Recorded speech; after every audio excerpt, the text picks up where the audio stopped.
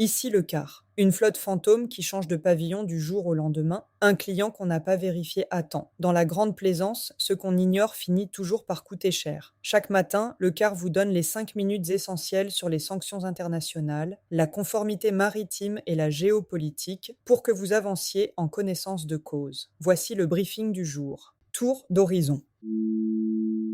Le Conseil suprême de sécurité nationale iranien a durci ses conditions. Le détroit d'Ormuz ne rouvrira pas tant que les États-Unis n'auront pas corrigé leur comportement. Une position qui vient complexifier les discussions techniques toujours en cours entre Téhéran et Oman sur la gestion du trafic. Les Émirats arabes unis ont signalé qu'un nouveau navire avait été visé par un missile iranien. Poursuite d'une série d'attaques qui touchent désormais quasi quotidiennement des tankers transitant par le détroit.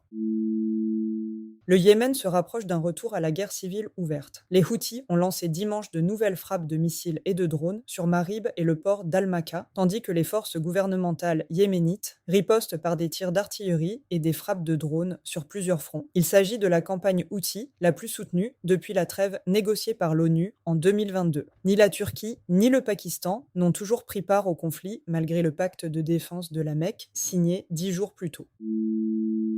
Vladimir Poutine a élargi la portée géographique de sa menace de représailles maritimes contre les navires européens. Après avoir visé spécifiquement les pavillons britanniques et français, le président russe a précisé que Moscou agirait là où nous le jugerons nécessaire et approprié, n'importe où, y compris dans le Pacifique, bien au-delà des eaux où ont lieu les interceptions occidentales de la flotte fantôme. Candidate plongée.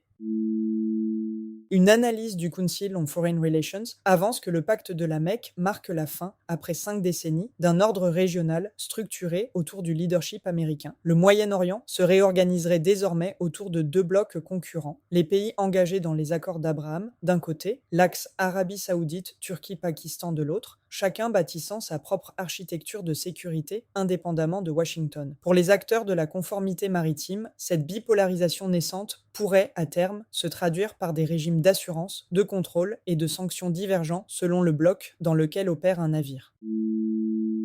Perspective. À surveiller, risque d'un basculement du Yémen vers une reprise générale de la guerre civile et concrétisation éventuelle de la menace russe élargie de représailles maritimes n'importe où.